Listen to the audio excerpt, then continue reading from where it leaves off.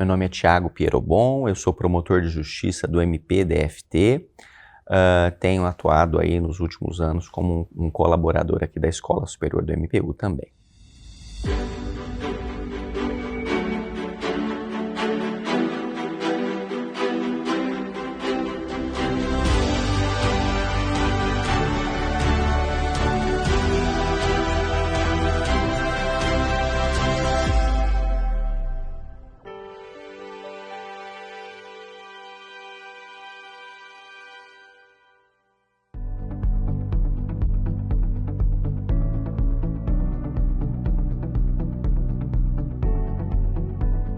Os graus acadêmicos, sem dúvida, são marcos importantes. Então, o mestrado, o doutorado, o pós-doutorado são marcas importantes. Agora, para além dessas marcas, eu destacaria que as pesquisas que eu tenho feito aqui da parceria com a Escola Superior do MPU. Então, a gente tem o livro de Modelos Europeus de Enfrentamento à Violência de Gênero, que foi uma pesquisa feita ali nos anos de 2013, publicado em 2014, foi uma pesquisa importante. E recentemente a gente concluiu uma outra pesquisa grande, também importante, que é sobre fatores de risco de feminicídio no Distrito Federal. A gente está trabalhando para em 2023 fazer uma publicação aqui pela escola numa coletânea dos artigos dessa pesquisa. Paralelo com isso, no meu pós-doutorado que eu fiz em 2017, eu abri uma linha de pesquisa específica na temática de violência contra as mulheres. Eu ainda tenho um projeto aí de a médio prazo compilar todas essas minhas publicações numa outra coletânea das minhas pesquisas relacionadas à violência contra a mulher.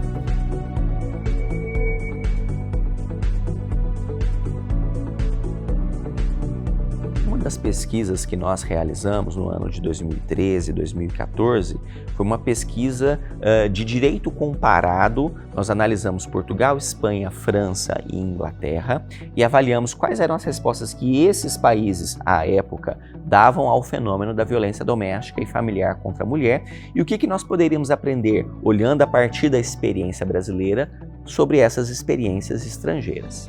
Quando nós fizemos essa pesquisa, o nosso foco inicial era muito voltado aos programas reflexivos com homens autores de violência, que naquela época eram talvez a principal política pública que a gente tinha para enfrentar a temática da violência contra a mulher.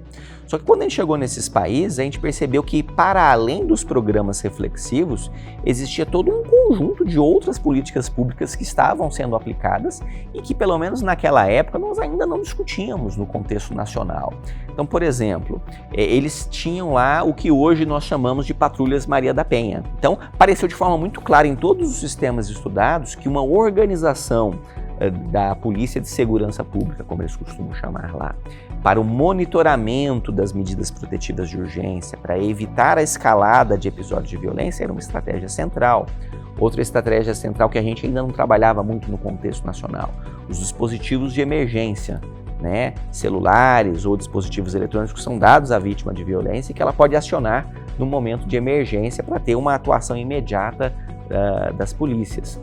O instrumental de avaliação de risco era algo que nós não conhecíamos no Brasil até aquele momento. E a gente viu que vários países estavam trabalhando com esses instrumentais de avaliação de risco. Então essa foi uma pesquisa muito importante porque, até onde eu tenho conhecimento, foi a primeira pesquisa nacional de direito comparado na área de violência doméstica contra a mulher, uma pesquisa realizada pela Escola Superior do MPU, portanto, inovando no cenário científico nacional e que trouxe resultados muito concretos, sinalizando caminhos que deveriam ser trilhados pelas políticas públicas no contexto nacional e que, felizmente, nos anos que se seguiram, a gente avançou bastante nessas diversas áreas.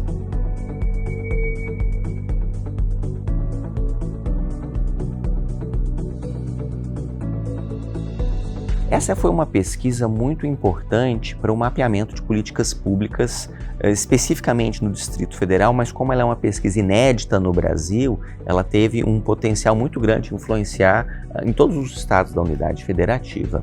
Nós fizemos uma análise de 100% dos feminicídios que aconteceram no Distrito Federal durante 2 anos, 2016 e 2017, chegamos a 34 casos.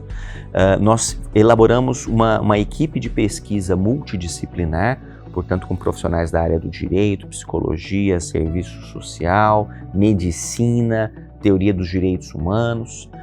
Essa equipe multidisciplinar se debruçou na análise dos processos de feminicídio desses 34 casos, todos os processos anteriores envolvendo a mesma vítima e o mesmo agressor, porque tínhamos uma médica na equipe, conseguimos acesso aos prontuários da saúde da vítima e do ofensor, e fizemos também algumas entrevistas a familiares dessas vítimas. Então a gente mapeou quais eram os perfis das vítimas e dos ofensores, em que contextos que costumavam acontecer esses feminicídios, quais eram os fatores de risco que estavam presentes em cada um desses processos de feminicídio. Nos casos em que as vítimas tinham registrado ocorrência e ainda assim tinham sido assassinadas, o que nós descobrimos foi que, nesses casos, a justiça deu uma resposta formal, não deu uma resposta que se alinhasse com a diretriz da Lei Maria da Penha. Isso, portanto, explicitou a importância da articulação do trabalho em rede, interagências, para o Estado ser efetivo em evitar a escalada de uma violência ordinária para um caso de feminicídio. A gente entrevistou os familiares para entender como que eles se sentiram em relação ao crime que foi praticado e a resposta do sistema de justiça. Analisamos os processos de feminicídio, as respostas que a justiça deu nesses casos. Então, tudo isso permitiu a gente fazer um mapeamento do que aconteceu antes, durante e depois dos crimes de feminicídio, e isso trouxe insumos muito importantes na nossa ótica para aperfeiçoar não apenas a atuação do Ministério Público, mas todo o sistema de justiça. O que a gente percebe é que o feminicídio ele é um crime evitável, porque ele é um crime que ele é avisado antes de ser praticado. Então, o Estado tem condições de evitar a ocorrência desses crimes, desde que cumpram um conjunto de estratégias, de políticas públicas de prevenção, né? E para além da punição, a gente precisa também pensar na atenção aos familiares dessas vítimas de feminicídio, mas acima de tudo, pensarmos em prevenção primária, né? O dado talvez mais importante da pesquisa é esse. São crimes que são praticados por motivações socioculturais, uma normalização do controle violento sobre a mulher. Então a gente precisa investir em educação, em conscientização social, em mudanças desses padrões socioculturais, que é isso que está na raiz desse grave câncer social. Então, dentre os fatores de risco nas vítimas, normalmente estão a dependência financeira do ofensor, ela ter filhos de outros relacionamentos, que normalmente são um ponto de atrito com o novo companheiro, ela ter uma deficiência, uma idade avançada, tudo isso é fator de risco para essa mulher. Em relação ao ofensor, o fato dele estar desempregado, o fato dele ter transtornos mentais, dele ser um usuário de álcool ou drogas, ele ter fácil acesso à arma de fogo, ele ter um histórico de comportamentos violentos e agressivos com essa mulher ou com outras pessoas, tudo isso é fator de risco, né? E em relação às violências que foram praticadas, existem alguns tipos de violências que, quando são praticados, elas sinalizam que o chamado ciclo da violência já está tão avançado, ele já está quase chegando num feminicídio. Portanto, o espancamento, o enforcamento, o sufocamento, são agressões físicas tão graves que indicam que eu já estou quase num feminicídio, né? A ameaça de matar uma mulher com o uso de uma faca ou de uma arma de fogo, que são os instrumentos mais usuais da prática de feminicídio, comportamentos de ciúme e de controle obsessivo sobre essa mulher, perseguição, isolamento social dessa mulher, tudo isso são fatores de risco que já sinalizam uma probabilidade mais elevada daquele caso escalar para um feminicídio.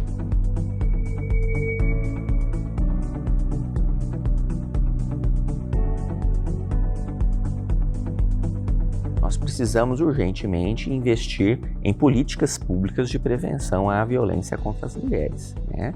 Mas essas políticas públicas, elas são estruturadas em diversos eixos, em diversos níveis. Quando nós pensamos só na punição do ofensor, essa é apenas uma parte, eu diria uma parte pequena desse mapa muito mais amplo que são as políticas públicas de prevenção à violência contra as mulheres. Então precisamos investir em políticas públicas de prevenção primária, estamos falando em mudar aquilo que está na raiz do problema. E o que está na raiz do problema são representações sócio-histórico-culturais que normalizam as violências contra as mulheres. Então estamos falando aqui de educação, de campanhas de conscientização social, de aumentar a presença das mulheres nos espaços de poder, nos espaços de decisão, de desconstruir aquela imagem da mulher como subalterna, como inferiorizada. Né? Para além das políticas de prevenção primária, precisamos investir em políticas de prevenção secundária, ou seja, determinados contextos relacionais já começam a se mostrar como um embrião que pode eventualmente evoluir para um caso grave de violência. Normalmente essas políticas de prevenção secundária estão relacionadas às intervenções na área de saúde e de assistência social. Quer dizer, quando uma mulher vai num médico com sintomas de depressão, de ansiedade, de pânico, não basta só o médico dar um remédio tarja preta para essa mulher para ela continuar aguentando a violência que talvez ela esteja sofrendo dentro de casa. É importante que esse médico, esse profissional da saúde, ele identifique que por trás daqueles sintomas psicossomáticos, o que tem é já um histórico de uma relação abusiva e que ele precisa dar forças a essa mulher para ela sair da relação abusiva e não apenas medicamentalizar a mulher para ela suportar a violência que está sendo praticada contra ela. E por último, quando há efetivamente a prática de um episódio de violência, aí nós precisamos dar uma resposta a essa violência. E aqui a gente está falando das intervenções na área de segurança pública e na área de justiça, né? As pesquisas todas sinalizam que responder adequadamente a um episódio de violência doméstica também é uma forma de prevenção, porque esse tipo de violência tem uma característica de ser uma violência cíclica. Então, hoje aconteceu uma violência, se eu não tratar adequadamente aquele caso, há uma grande probabilidade de daqui uma semana, um mês, algum tempo, ter novos episódios de violência, porque normalmente essas mulheres elas vão continuar mantendo relações com esses ofensores, ainda que elas terminem a relação, se tem um filho, há algo que ainda a conecta com aquele ofensor. Por isso é muito importante dar uma resposta adequada a cada um dos episódios, porque isso pode ajudar a evitar a reiteração de outros episódios. Portanto, o sistema de políticas públicas ele é complexo, ele tem múltiplas frentes, ele é interagências, como eu disse, ele envolve educação, assistência social, trabalho e renda, saúde, segurança pública, justiça e os diversos órgãos do sistema de justiça e, portanto, é necessária uma integração operacional entre essas diversas agências públicas para que o Estado seja eficiente em coibir esse problema.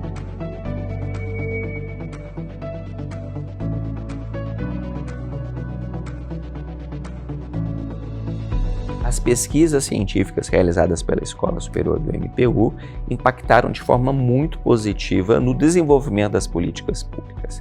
Então, por exemplo, a pesquisa sobre modelos europeus de enfrentamento à violência de gênero de 2013 e 2014, ela nos orientou na criação de um conjunto de estratégias de intervenção pelo sistema de justiça. O uso do formulário de avaliação de risco foi algo que veio na sequência. Hoje nós temos uma lei que foi editada ano passado, a partir de uma resolução conjunta do CNMP e do CNJ de 2020, e essa era uma estratégia que já vinha apontada lá naquela pesquisa de 2014. Né? Essa pesquisa agora de feminicídios, ela aponta para a necessidade de nós aprimorarmos a forma como nós fazemos a avaliação e a gestão do risco, né? Tudo isso tem dado ferramentas muito importantes para aperfeiçoarmos. Aliás, a chamada CPI do feminicídio aqui no Distrito Federal, a principal fonte de informações que essa CPI utilizou para fazer as suas recomendações de aperfeiçoamento das políticas públicas no Distrito Federal foi a pesquisa realizada pela Escola Superior do MPU. Então, isso tudo é impacto, né, concreto em políticas públicas, é transformar o conhecimento científico em algo que vai impactar a vida das pessoas.